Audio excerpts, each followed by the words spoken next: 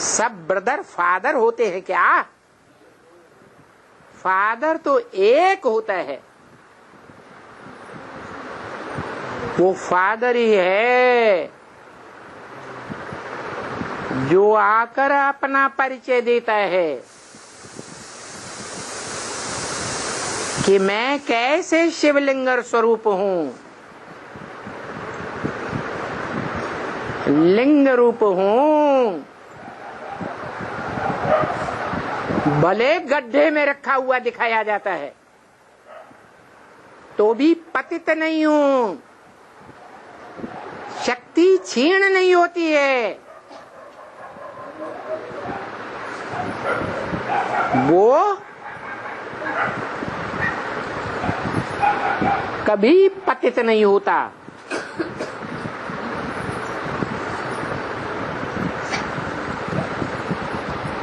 जब त्रिकालदर्शी उसमें प्रवेश होता है, संगम युग में,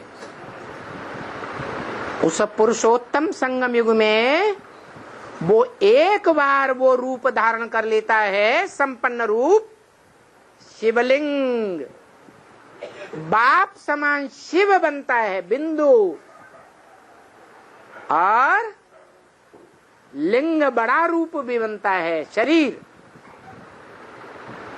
जो शरीर 5 तत्वों का पुतला, वो 5 तत्व प्रकृति कहे जाते हैं। तो 2 रूप हैं, पुरुष और प्रकृति। इन दोनों के मेल से नई दुनिया तैयार होती है। वो परम पुरुष है प्रैक्टिकल में, शिव परम पुरुष है, लेकिन उसको अपना शरीर नहीं है, इसलिए वो प्रैक्टिकल कर्म करके नहीं दिखाता। जिसमें प्रवेश करता है उसको आप समान बनाता है, और आप समान जब वो बनता है शिव ज्योति बिंदु, तो जिस शरीर के द्वारा पार्ट बजाता है वो शरीर भी अविनाशी है, इसलिए वो शिवलिंग सदा शिव है, तीनों कालों में सत्य है, उसका कभी नाश नहीं होता। और उस अविनाशी का परिचय वो बेहद का अविनाशी बाप ही दे सकता है। क्या कहा? बेहद के अविनाशी बाप 2 हैं, परंतु जो आत्माओं का बाप है, जन्म मरण के चक्र से न्यारा है, वो सारी मनुष्य आत्माओं को अपनी आत्मा का तो परिचय देता है कि मैं बिंदु हूं तो तुम बच्चे भी बिंदु हो, जैसा बच्चा वैसा बाप, जैसा बाप वैसा बच्चा। बच्चा सांप जैसा लंबा तो बाप भी सांप जैसा लंबा, बच्चा चींटी जैसा छोटा तो बाप भी चींटी जैसा छोटा, बच्चा हाथी जैसा ढुलडोल वाला तो बाप भी हाथी जैसा ढुलडोल वाला। तो तुम बच्चे बिंदु बिंदु आत्माएं, तुम्हारा बाप भी ज्योति बिंदु, परंतु जन्म मरण के चक्र से न्यारा है, उसको अपना शरीर नहीं है, इसलिए वो साकार का परिचय सिर्फ उसी साकार को देता है। क्या कहा? वो बाप अपना वर्षाय मनुष्य आत्माएं जिनकी संख्या 500-700 करोड़ है, उन 500-700 करोड़ बच्चों में जो बड़ा बच्चा है, जो शिवलिंग कहा जाता है, उस शिवलिंग को ही अपना परिचय देता है। वो और अपना वर्षा भी देता है। क्या निराकार बाप है निराकार आत्माओं का, तो निराकारी ज्ञान का वर्षा देता है। किसको देता है? बड़े बच्चे को देता है। जो बड़ा बच्चा बड़ा काम करके दिखाए, जो मंत्र बताया महामंत्र, क्या मन मना भव, मेरे मन में समा जा। कौन कह सकता है मेरे मन में समा जा? आत्माओं का बाप को मन ही नहीं है, वो नहीं कह सकता मेरे मन में समा जा। तो मनुष्य आत्माओं का जो बाप है उसको मन है, वो कहता है कि मैं पुरुषार्थ करके जब बाप समान स्टेज पहले पहले प्राप्त करता हूं, तो मेरे स्वरूप में तुम सब बच्चों को समा जाना है। मेरा क्या स्वरूप? मन मना भव, मेरे मन में समा जा। अरे तेरे मन में क्या है? क्या है तेरे मन में? बिंदु। क्या है? बिंदु। तो सब बच्चों को निसंकल्प बिंदु बनना पड़े। क्या? जो अलग अलग संकल्प सबके चल रहे हैं, 500-700 करोड़ मनुष्यों के सबके अलग अलग संकल्प हैं कि एक संकल्प है। तो सब संकल्पों को समाप्त करके एक के संकल्प में समा जा। उस एक के संकल्प में है वो शिव ज्योति बिंदु। तो उस निरंतर याद में जो समाते जाएंगे और जिस नंबर में समाते जाएंगे, उसी नंबर में इस सृष्टि रूपी रंग मंच पर आकर के पार्ट बजाएंगे। इस सृष्टि रूपी रंग मंच पर अव्वल नंबर में कौन आएगा? कौन आएगा? मनुष्य सृष्टि का बाप, जो शिवलिंग के रूप में पूजा जाता है। वो शिव है, लेकिन उसको लिंग अपना नहीं है।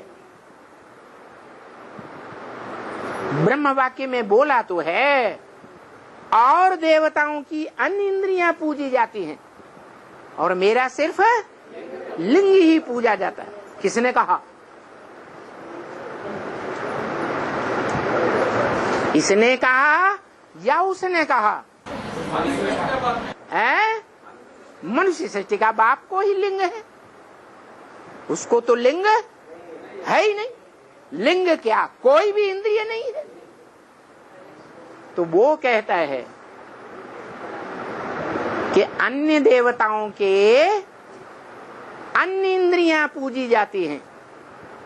नेत्र कमल, हस्त कमल, मुख कमल, पाद कमल, लेकिन मेरा सिर्फ लिंग पूजा जाता है। मेरा माने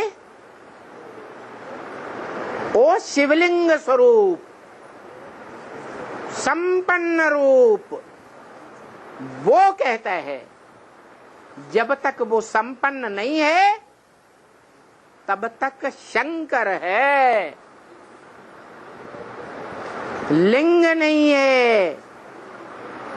इसलिए शंकर की सभी इंद्रियां पूजी जाती हैं,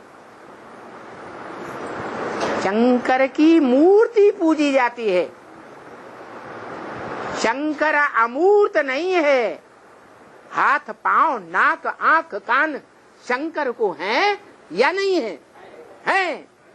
इसलिए उसे अव्यक्त मूर्त नहीं कह सकते। वो पुरुषार्थी है। याद का पुरुषार्थ करता है। अपने से ऊंचे को ही याद किया जाता है। वो संपन्न नहीं है। कौन? शंकर है। जब संपन्न हो जाता है, निरंतर याद में टिक जाता है। किसकी याद है? शिव ज्योति बिंदु की याद में निरंतर टिक जाता है, तब उसको कहा जाता है अव्यक्त मूर्ति। इसलिए कहा जाता कि वो साकार शरीरधारी तो है, लेकिन मन बुद्धि से इंद्रियों को याद नहीं करता, इसलिए इंद्रियां नहीं दिखाई जाती। तो बताया उस बेहद के मनुष्य सृष्टि के बाप का परिचय बाप के सिवाय कोई नहीं दे सकता। दो बेहद के बाप हैं, एक मनुष्य सृष्टि का बाप और एक आत्माओं का। कौन सा बाप दे सकता है मनुष्य सृष्टि के बाप का परिचय? आत्मा का बाप देता है। अच्छा, 80 साल में किसको किसको पता चल गया? 80 साल में किसी को पता चला कि मनुष्य सृष्टि का बाप कौन है? और पता चला है तो किसी को पक्का पता चला या कोई अनिश्चय बुद्धि तो नहीं बना? मृत्यु के गाल में तो कोई नहीं चला गया। अभी भी अनिश्चय बुद्धि मृत्यु के गाल में जा रहे हैं या नहीं जा रहे? तो मृत्यु लोक है या अमर लोक है? मृत्यु लोक है। जब तक वो अमरनाथ नहीं प्रत्यक्ष होता, वो स्वयं अमर नहीं बनता, तब तक अमर भव का वरदान किसी को नहीं मिल सकता। अमर माने कभी भी न मरने वाला। देह से ही मरना होता है। देह त्यागना माना मरना। तो देह का भान त्यागना सदा के लिए। वो अपना परिचय स्वयं देता है।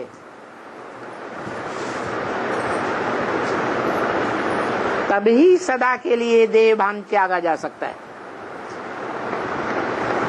बाप का परिचय बाप के सिवाय कोई नहीं दे सकता।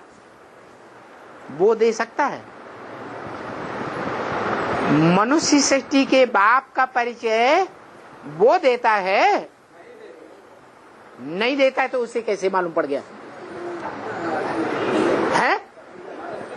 अगर नहीं देता है तो उसे कैसे मालूम पड़ गया है?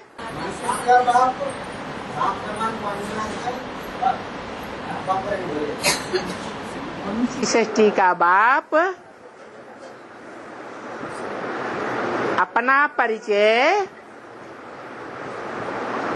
अपने आप लेता है या वो देता है? वो देता है। तो सबको क्यों नहीं दिया? उसने एक को क्यों दिया? पार्शियल चीज क्यों करता है? बोला है अव्यक्त वाणी में, बाप दादा किसी का पार्ट डिक्लेयर नहीं करेंगे, न बाप न दादा बेहद का, न आत्माओं का बाप, न आत्मा भाई भाइयों के बीच बड़ा भाई, वो बाप माने दादा। किसी को कोई परिचय दोनों में से नहीं दे सकता। अपना परिचय हरेक आत्मा अपनी चलन से, अपनी दृष्टि से, अपने ही वाचा से, अपने ही वाइब्रेशन से अपना अपना परिचय हरेक देगा। कोई आत्मा का परिचय कोई दूसरा नहीं दे सकता। राम वाली आत्मा होगी तो वो अपने मुख से अपना परिचय देगी। कृष्ण वाली आत्मा होगी तो वो अपने मुख से अपना परिचय देगी। राधा वाली आत्मा होगी तो वो अपने मुख से अपना परिचय देगी। न वो देगा और न वो देगा। 84 जन्मों के बारे में या कम जन्मों के बारे में किस आत्मा ने क्या क्या पार्ट बजाया है, वो ही आत्मा ज्यादा जानेगी। को कोई दूसरा जानेगा है? वो ही जानेगी। इसलिए बताया कि मनुष्य सृष्टि के बाप का परिचय वो बाप स्वयं मनन चिंतन मंथन करे अपने बारे में तो उसको अपना परिचय मिलेगा। मनन चिंतन मंथन अपने बारे में नहीं करेगा तो परिचय नहीं। इसी तरह हर आत्मा को अपना अपना मनन चिंतन मंथन करना पड़े कि सृष्टि रूपी रंगमंच पर मेरा पार्ट क्या है।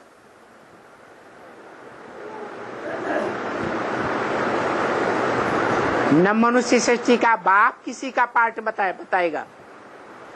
इशारा देंगे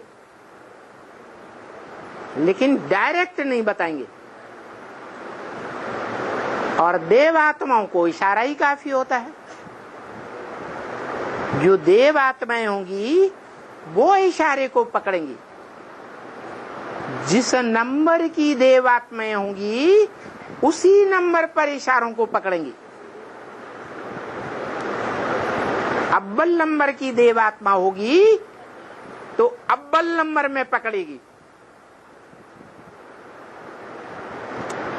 लास्ट नंबर की देवात्मा होगी तो लास्ट नंबर में पकड़ेगी। 33वें करोड़ नंबर की आत्मा होगी देवात्मा तो अंत में अपना परिचय पकड़ेगी।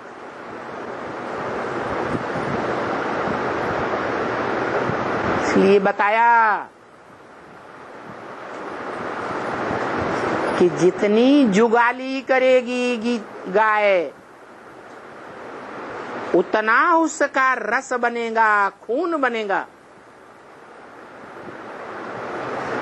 हम भी जानते हैं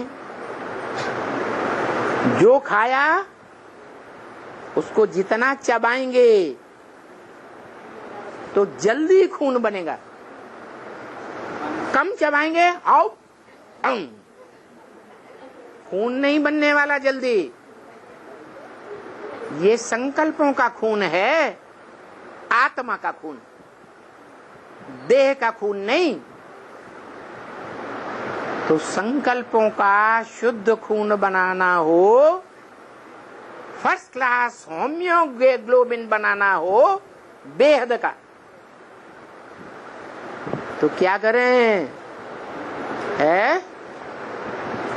क्या करें? मनन चिंतन मंथन करें अपने पार्ट के बारे में। कैसे मनन चिंतन मंथन होगा? ब्रह्मा कुमारियां तो बताती हैं मनन चिंतन करने का तरीका। सतयुग त्रेता द्वापर कलयुग संगम युग, सतयुग त्रेता द्वापर कलयुग संगम युग, ये है मनन चिंतन।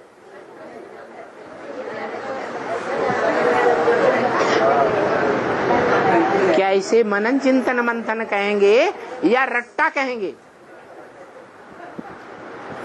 मनन चिंतन मंथन करने का मतलब पहले बाप को पहचानो, तब अपने वंश की स्मृति आएगी। हमारा बाप किस वंश का है? क्या कहा? जो भी दुनिया में मनुष्य रूप में बच्चे पैदा होते हैं उनको अपने बाप के वंश का परिचय होता है या नहीं होता है? हमारा बाप इस्लामी है, हमारा बाप क्रिश्चियन है, हमारा बाप बौद्धी है, हम भी बौद्धी हैं, हमारा बाप सत्य सनातन देवी देवता धर्म का पक्का है। हम भी देवी देवता धर्म के पक्के हैं। तो पहले बाप का परिचय होना चाहिए। बाप को पहचानेंगे तो अपने को पहचानेंगे। बाप को नहीं पहचाना तो अपने वंश का भी परिचय नहीं होगा।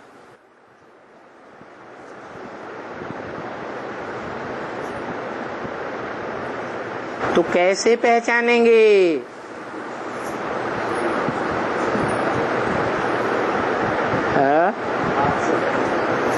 अरे बाप को कैसे पहचानेंगे? कौन देगा बाप की पहचान? है? कैसे मिले बाप? कहाँ पकड़े बाप को?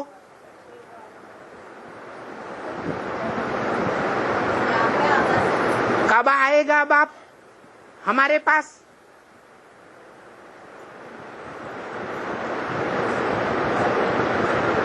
कहते हैं कि उसका नाम खुदा है, वो खुद आता है। क्या? वो खुद आता है, बुलाने से नहीं आता है। कब आता है, कब जाता है, कहाँ जाता है, ये कोई को पता ही नहीं चलता।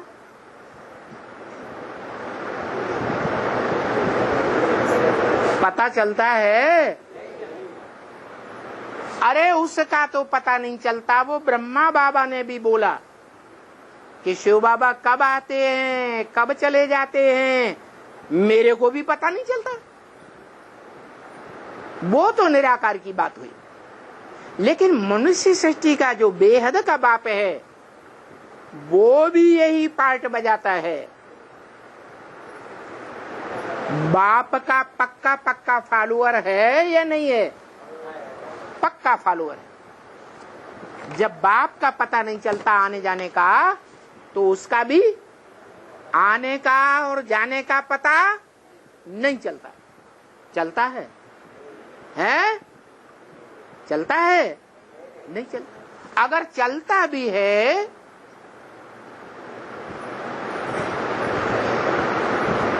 तो उन बच्चों की पहचान बताइए। पता है? है? किसी को नहीं पता है? बताइए। बाप के बगैर बच्चे नहीं रह सकते और बच्चों के बगैर बाप नहीं रह सकता। लगातार कनेक्शन जुड़ा हुआ होगा।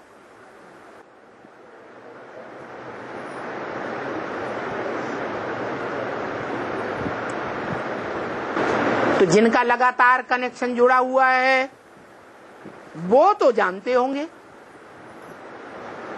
अरे जानते होंगे या नहीं जानते होंगे? जानते होंगे।